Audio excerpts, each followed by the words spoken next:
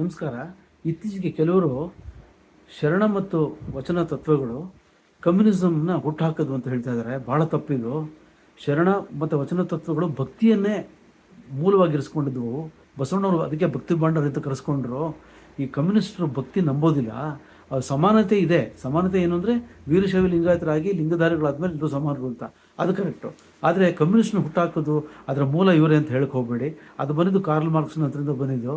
ದಯವಾಡಿ ಅಥವಾ ಸಮಾಜನ ತಪ್ಪು ದಾರಿಗೆ ಯಾರು ಹೇಳಿಕೊಡೋದು.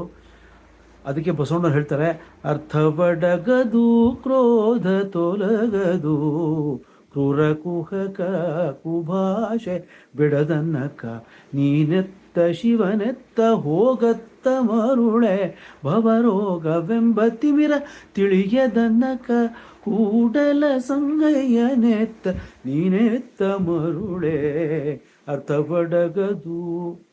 ನಮಸ್ಕಾರ.